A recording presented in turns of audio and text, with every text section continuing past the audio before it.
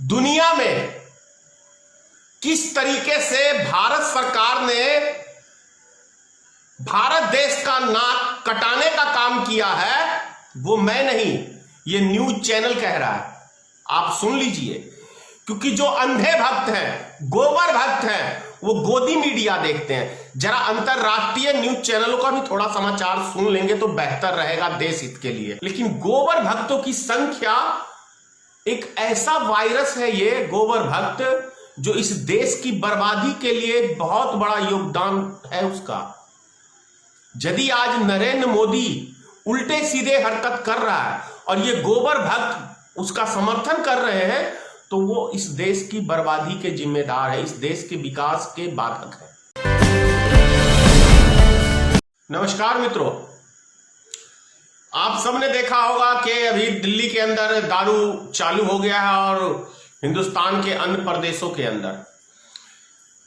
लेकिन यही भारतीय जनता पार्टी की सरकार, माननीय नरेंद्र मोदी जी, उत्तर प्रदेश के चुनाव में किस तरीके से दारू का विरोध करते थे, आप ये देख लीजिए। एबीपी न्यूज के ऊपर है इनका ये खुद का बयान। क्या कहते थे ये? उत्तर प्रदेश की अच्छी सेहत के लिए शराब से बचना चाहिए, नहीं बचना चाहिए। अच्छे भारत के भविष्य के लिए शराब से बचना चाहिए, नहीं बचना चाहिए। आप देख सकते हैं तो सपा, आरएलडी, बसपा, ये शराब आपको बर्बाद कर देगी। उत्तर प्रदेश की अच्छी सेहत के लिए शराब से बचना चाहिए, नहीं बचना चाहिए। और यही प्रधानमंत्री जी हैं जो पूरे भारत में अभी इस कोरोना वायरस के अंदर, महामारी के अंदर कई किलोमीटर की लाइनें लोग लग के दारू ले रहे हैं। तो कोरोना वायरस फैलाने का काम कौन कर रहा है, आप ये समझ सकते हैं। ये वीडियो उनके लिए दिखा रहा हूं जो अकल से पैदल है। गोबर भक्त जिसे हम कहते हैं, जिसको अच्छे बुरे की पहचान नहीं है, कोई पोस्ट करो तो मां बहन की गाली देना, वो गोबर भक्त है। जो व्यक्ति दूसरे की मां बहन की गाली दे सकता है, वो कभी अपने मां बहन की इज्जत नहीं कर सकता, ये तय है। वो जरूर किसी उठल्लू परिवार का व्यक्ति हो सकता है। तो मोदी राज के अंदर कुछ हुआ नहीं हुआ हो, लेकिन गोबर भक्तों की संख्या, एक ऐसा वायरस है ये गोबर भक्त, जो इस देश की बर्बादी के लिए बहुत बड़ा योगदान है उसका। यदि आज नरेंद्र मोदी उल्टे सीधे हरकत कर रहा है और ये गोबर भक्त उसका समर्थन कर रहे हैं, तो वो इस देश की बर्बादी के जिम्मेदार है, इस देश के विकास के बाधक है। ये समझने की विषय है। और भी मैं एक आध वीडियो आप लोग को दिखा रहा हूं। ये सुप्रीम कोर्ट के जज साहब है जो रिटायर हुए हैं, इनका ये बयान है कि कानून व्यवस्था, लॉ एंड ऑर्डर अब पैसे वालों के गुलाम बन गई है। और भी कई आपको दिखा रहा हूं, एक वीडियो और दिखा रहा हूं आपको मैं, जो एक सेकंड थोड़ा वेट करना पड़ेगा।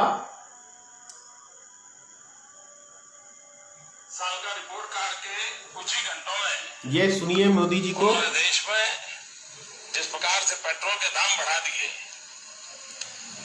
ये दिल्ली सरकार की शासन चलाने की नाकामयाबी का जीता जागता सबूत है।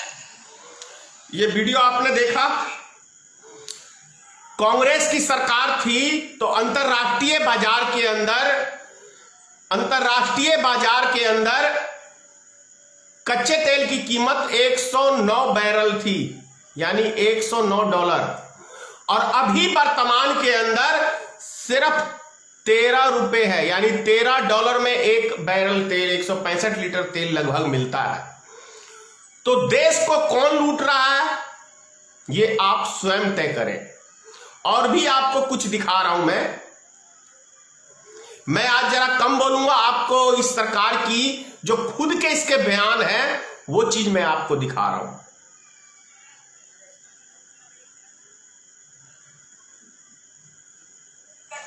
सब्सिडी नहीं होगी तो फिर मजदूरों से पैसे क्यों लिए गए?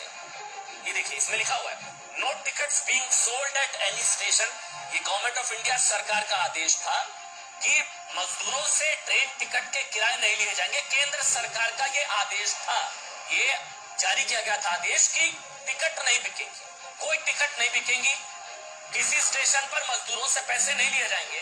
तो फिर देखिए, इस वक्त आपकी स्क्रीन पर भी है, किसी भी स्टेशन पर कोई टिकट नहीं बिकेंगी। No tickets being sold at any station.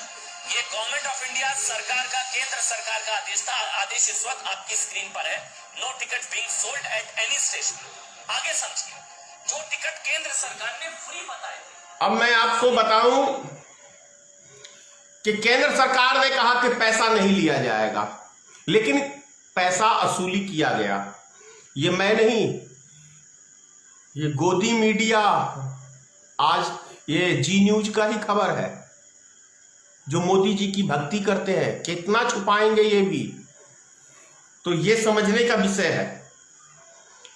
दूसरी चीज, दुनिया में किस तरीके से भारत सरकार ने भारत देश का नाक कटाने का काम किया है, वो मैं नहीं, ये न्यूज चैनल कह रहा है। आप सुन लीजिए, क्योंकि जो अंधे भक्त हैं, गोबर भक्त हैं, वो गोदी मीडिया देखते हैं। जरा अंतरराष्ट्रीय न्यूज चैनलों का भी थोड़ा समाचार सुन लेंगे तो बेहतर रहेगा देश हित के लिए। यदि देश से प्रेम करते हैं तो सुन लीजिए एक बार। नमस्कार। आजकल पूरी दुनिया में देश का अपमान हो रहा है। वर्ल्ड इकोनॉमिक फोरम से लेकर द इकोनॉमिस्ट और वॉशिंगटन पोस्ट जैसे अंतरराष्ट्रीय अखबार हमारे देश के बारे में अच्छा नहीं लिख रहे हैं। आखिर कौन है इसका जिम्मेदार?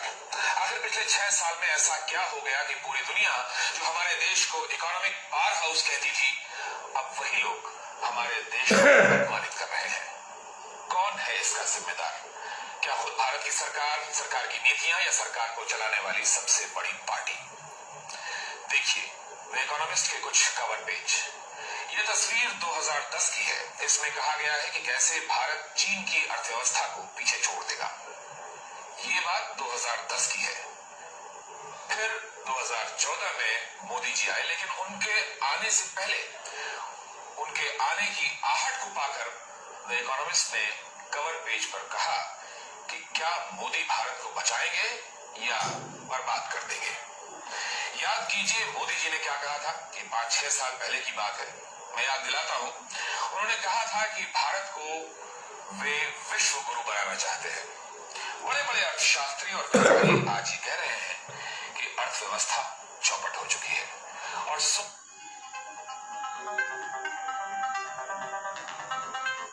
5 मिनट बाद कॉल करेंगे भाई, मेहरबानी होगी।